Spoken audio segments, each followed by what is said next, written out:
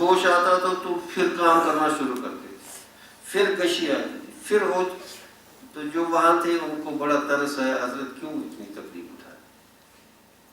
آپ کو تکلیف ہے، آرام کیجیے، آرام فرمائیے، جو فرمایا یاد رکھو، فرمایا وہ لمحات زندگی کس کام کے، وہ لمحات زندگی کس کام کے جو کسی کے کام نہ آئے، وہ لمحات زندگی کس کام کے، زندگی کا کوئی مطلب نہیں۔ پیدا کیا انسان کو درد دل کے واسطے، ورنہ کیا کم اطاعت کے لیے کرو گے؟ فرشتے تھے اطاعت کے لیے، کیوں آدم کو پیدا کیا، کیوں اکرم الخلائق بنایا؟ فرشتے نہیں تھے؟ کیا معصیت کرتے ہیں، گناہ کرتے ہیں؟ کیا کبھی ذکر سے ذہول ہوتا ہے؟ کبھی عبادات اور طاعات سے فرشتے چوکتے ہیں، تھکتے ہیں؟ تو انسان کو پیدا کیوں کیا؟ درد دل کے واسطے پیدا کیا۔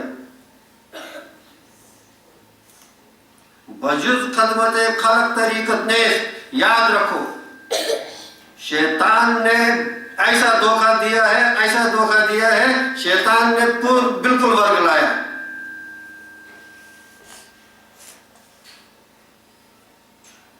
اپنے ضمیر کو جھنجھوڑ دو۔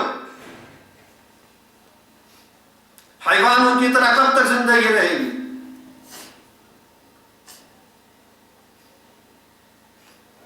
حیوانوں کی طرح کب تک رہو گے؟ انسان کب بنو گے؟ اسلام کا اگر کوئی مطلب ہے، ان ون سینٹینس، ایک جملے میں، اسلام کیا چاہتا ہے؟ اسلام کیا چاہتا ہے؟ اسلام یہ چاہتا ہے کہ انسان تو انسان بن، بس یہ ہے اسلام کا پیغام۔ اللہ نے تجھے انسان بنایا تو انسان بن، انسانیت کے درجے پر اپنے آپ کو فائز کر، وہ کردار اپنے اندر پیدا کر، حیوانیت سے اوپر آ جا۔ تمہارے اندر حیوانیت کی خسیس خصلتیں، ان کو نکال دو، انسانیت کے درجے پر آ جاؤ۔ انسان کس کو کہتے ہیں؟ کوئی چیز تو تھی جو فرشتوں کو کہا اس کو سجدہ کرو، اس آدم میں کوئی چیز تو تھی، فرشتوں کو کہا اس کو سجدہ کرو، ایسے ہی نہیں کہا۔ خدا نہیں ہے آدم، آدم خدا نہیں ہے۔ اور یہ ڈیوالزم جو ہے، یہ بڑے بڑے فلسفیوں کو حل نہیں ہوا۔ بندے اور خدا کا ریلیشن، یہ بڑے بڑے جو بہت بڑے فلاسفر، جو ویسٹ کے بڑے فلاسفرز ہیں، ان کو حل نہیں ہوا۔ ایک بار جب ایک طالب علم فلاسفہ سے بات ہو رہی تھی تو بڑے بڑے کو کوٹ کر رہی تھی، فلاں نے یہ کہا، فلاں نے یہ کہا، فلاں نے یہ کہا، لیکن اس کا کہیں کریکس، کوئی کنکلوژن، کوئی نچوڑ نہیں آ رہا تھا۔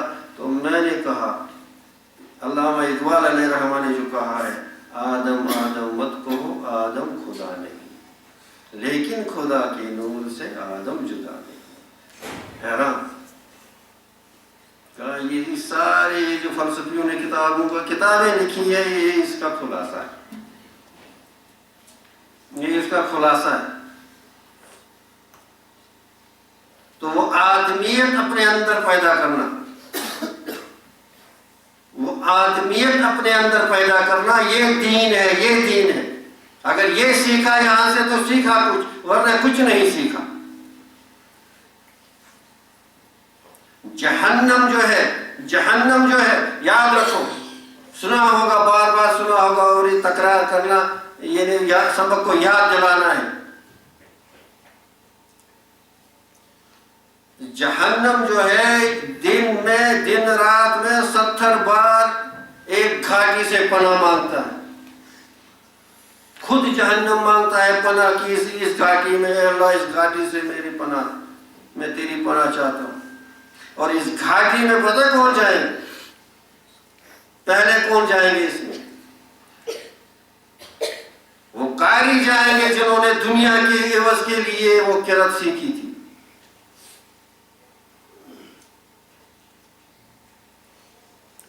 قیامت میں بھی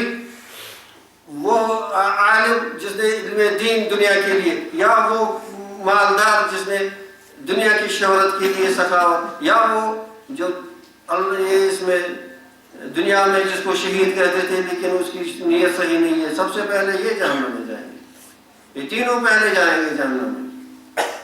جس نے بظاہر شہادت اختیار کی لیکن نیت صحیح نہیں تھی، جس نے بظاہر علم دین حاصل کیا لیکن نیت صحیح نہیں تھی، جس نے بظاہر سخاوت کی لیکن دنیا کی مشہوری نیت تھی۔ تو اللہ کے نبی صلی اللہ علیہ وسلم، اب کبھی ہم یہ اتباع سنت میں نہیں پڑھتے، ہم تو یہی سنت میں پڑھتے ہیں پاجامہ پر۔ اللہ بچائے، یہ سب چیزیں ضروری ہیں، کسی سنت کی تحقیر کفر تک لے جائے، ایسا نہیں سمجھنا۔ لیکن میں ایک بات سمجھا رہا ہوں، یہ سنتیں اپنی جگہ ہیں، تو کیا وہ سنتیں نہیں ہیں جو اللہ کے نبی صلی اللہ علیہ وسلم پوری زندگی مبارک جو انہوں نے اپنی عملی زندگی سے دکھایا، صحابہ کو سکھایا اور صحابہ نے دنیا کو سکھایا؟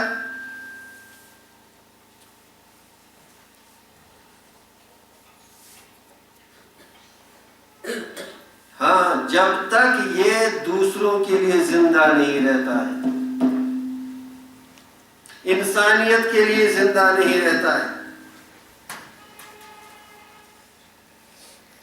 کیا فرمایا؟ یُؤْثِرُونَ عَلَىٰ أَنفُسِهِمْ وَلَوْ كَانَ بِهِمْ خَصَاصَةٌ، قرآن نے کہا یا نہیں کہا؟ یُؤْثِرُونَ عَلَىٰ أَنفُسِهِمْ وَلَوْ كَانَ بِهِمْ خَصَاصَةٌ، قرآن کی آیت ہے، تو کیا ترجمہ ہے؟ ہاں، اللہ کے بندے، اللہ جس سے راضی ہوتا ہے وہ ایسے ہیں کہ وہ اپنے نفس پر دوسروں کو ترجیح دیتے ہیں، اپنے فائدے پر دوسروں کے آرام کے لیے اپنے۔ اور کیا سکھایا؟ ایسی شریعت کہاں کہیں ہوگی؟ ہاں، آپ جا رہے ہیں، شام کو دیر سے گھر میں آ گئے، اتنی ایذا دینا بھی شریعت نے حرام کر دیا۔ آپ کمرے میں داخل ہو، السلام علیکم، جیسے ڈنڈا مارنا کسی کے سر پر، فرمایا آہستہ سلام کرو۔ اگر کمرے میں کوئی سو رہا ہے، اگر وہ ہوشیار ہے تو جواب دے گا، اگر ہوشیار نہیں ہے، نیند ہے لیکن اس کی نیند نہیں ٹوٹنی چاہیے، اتنی آہستہ سے سلام۔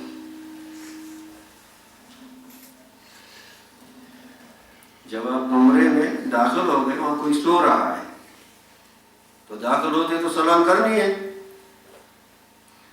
تو ایسے آہستہ سلام کرو، سنے بھی ہو لیکن اتنی آہستہ ہو کہ وہ اگر سو رہا ہے بیدار نہ ہو۔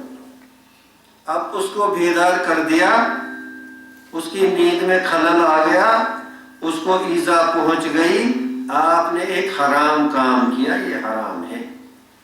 مومن کو ایذا دینا حرام ہے۔ اب ہم خود سوچیں، ہم کتنے لوگوں کو دن میں کتنی ایذائیں دیتے ہیں، اپنی زبان سے، اپنے کرتوتوں سے، اپنے اعمال سے، اپنی غفلت سے۔ تو کہاں ہے انسانیت؟ وہ انسانیت کا درجہ کدھر ہے؟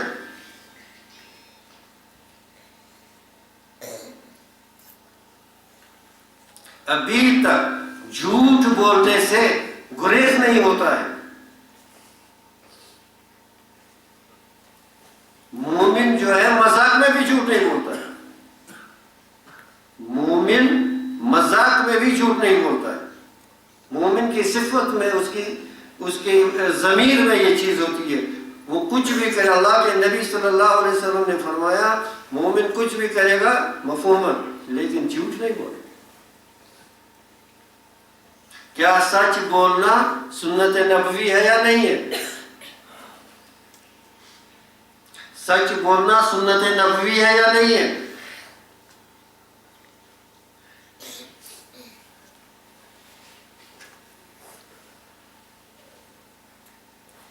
اسلام نے، اللہ کے نبی صلی اللہ علیہ وسلم نے اور صحابہ نے کردار سازی سکھائی، کردار سازی کی، کریکٹر بلڈنگ جس کو بولتے ہیں۔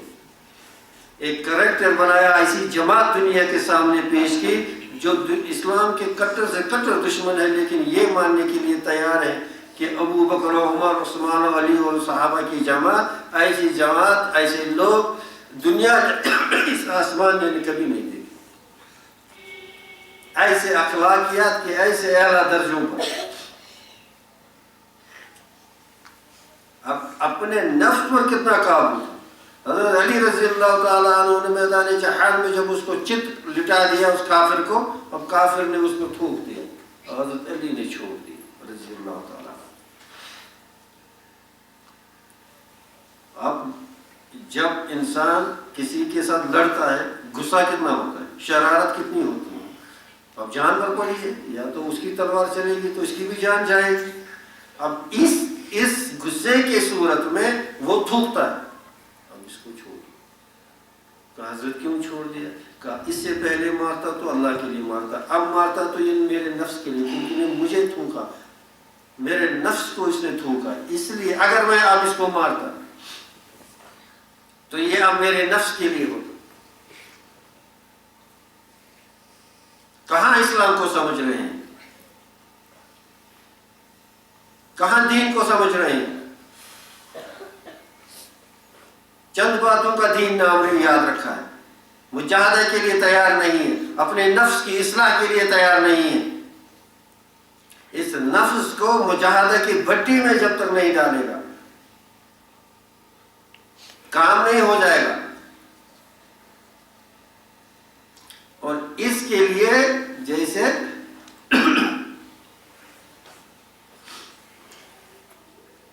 جب تک تقوی اختیار نہیں کرے گا، جب تک وہ اپنے اندر وہ جذبہ پیدا نہیں کرے گا، اپنی زندگی کا مقصد نہیں سمجھے گا. اب دن گیا، کچھ حاصل ہی نہیں ہو رہا ہے، کچھ امپرومنٹ ہی نہیں ہو رہی ہے، کوئی اصلاح نہیں ہو رہی ہے، اور اسی طرح مر جائے گا. وہ قبر میں کیڑے کھائیں گے، پھر وہاں حساب دینا ہے، یہی رہنا ہے.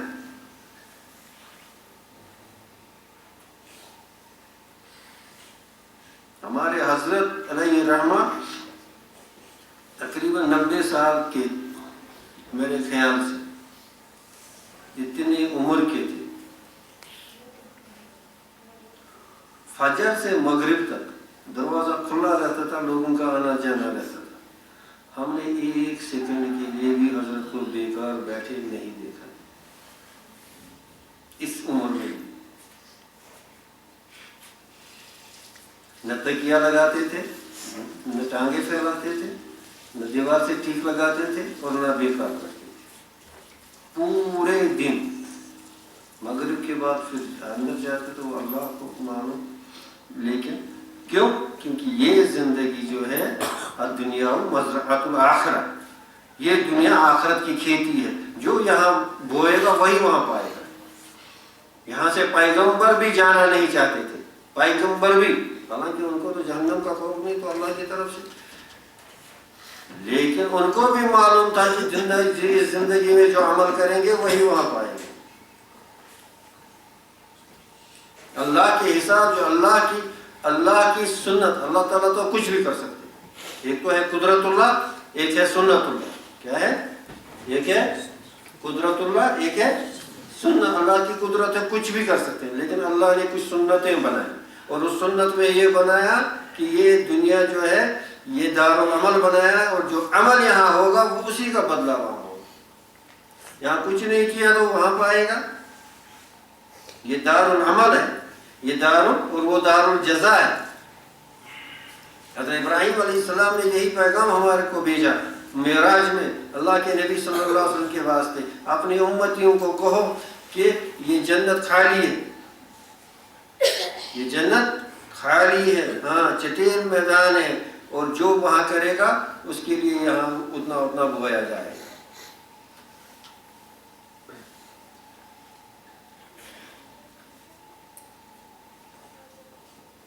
تو جب تک یہ چیز اپنے اندر نہیں آتی ہے